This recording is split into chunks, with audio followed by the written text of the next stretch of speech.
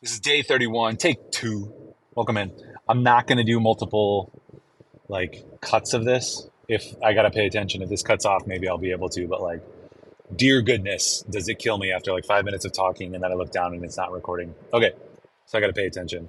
Anyway, somebody was asking me, what was it like growing up in the 90s?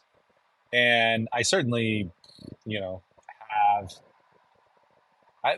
lots of good feelings about growing up in the 90s. And then I see the things that kids have to deal with now. And I don't envy that. I don't envy them. I don't envy the technology, the social media, the interactions that they have. It's not great. There's a lot that leads to depression with technology and anxiety. And so when we look back, we often look with rosy colored glasses. And so people are like, back in my day, it was way better. And certainly there are some things that are better, but I think we look at it with rosy colored glasses because we have less responsibility when we're younger. We are taken care of by somebody else. Somebody else feeds us. Somebody else puts a roof over our head. Somebody else provides all that stuff. Okay, guy who's racing me. Thank you. That was cool. And so we have a lot less anxiety. And so we can enjoy things in a different way. And I think that is what is key and key as an adult to try to figure out how do you enjoy things in the way that you did when you were a kid and still have the responsibility that you have or the pressures that you have. I don't want to say anxiety or depression, but certainly the pressures that we have. How do we recapture that original feeling? That feeling of safety and joy when we do our hobby or whatnot. So, growing up in the 90s, not having technology, I think was great. There's a lot of challenges kids have now. And since, the generations that grew up in the early thousands and the teens and then now the 20s, that's crazy. We're in the 20s. We're in the 20s, y'all. Different challenges. But with our kids, we're trying to help them to grow as healthy communicators. So our kids don't get phones until they start driving when it's a necessity. And then we start them with dumb phones so they can text their friends and call their friends. And we monitor everything, but they don't have social media. But then after a little bit of that, we will kind of upgrade them to social media and then check and help them to work through their problems and work through it so that they have a couple years of social media under their belt with us and with our help before they go out on their own and can do whatever they want, you know? So that's the plan. That's our friends with kids who are older than us. That's what they've done with great success. So you can kind of modify it for every kid, but that's the general gist of it.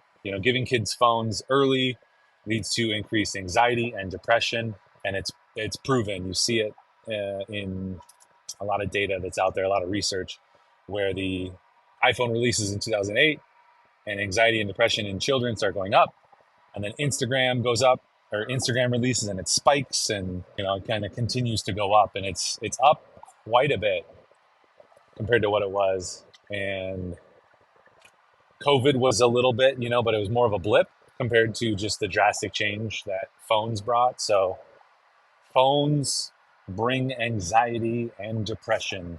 So how do you combat that? That's what we're thinking of. That's what we're talking about.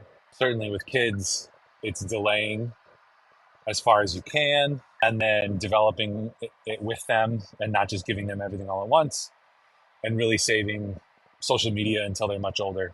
Our brains aren't fully formed until I don't know. It's later for guys, maybe 22, earlier for girls. But when you're on social media and you're getting these dopamine hits, it does, it has significant wiring implications on your brain.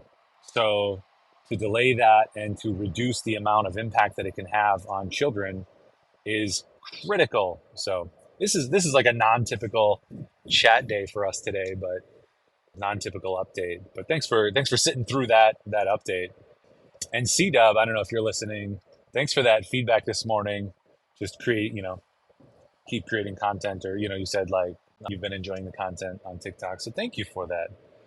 I'm kind of throwing this out there, and obviously just a very tiny channel without many followers. But what I want to do is just share my experience in the hopes that I can help other guys. I can help other people in similar situations with health primarily and fitness. But I guess all this other ancillary stuff, health, fitness, and business, people can learn from my mistakes and just do better. I think that's pretty awesome. So thanks for those kind words and encouragement. Yeah, with these videos, I'm gonna try to get to 100. I don't know. It's just something to work towards. It's a goal. It's something I can do like small steps every day, and it's pretty easy to record. So that's what I'm gonna do. I'm not deloading today or this week. I'm gonna deload next week. I just didn't have time to set up my deload, so I'm gonna push through another awesome week this week and really go for it, and then we'll deload for serious next week, and then start the new Jeff Nippard upper, what is it, pure bodybuilding phase 2, or pure bodybuilding number 2, because there's two phases, or there's two blocks to phase 1, and then there's probably two blocks to phase 2. So, and we get deadlifts back, we get squats back, so I'm kind of excited about that. I kind of just have a rolling goal of getting a deadlift over 500 pounds, which I think would be really, really cool. And I feel like it's very doable for my physicality, for my training, what I see other guys doing, smaller guys doing. So I think I'm good there. So today was good training, a little bit of philosophizing. We'll be back tomorrow for more. So you guys have a great Monday. Start it off.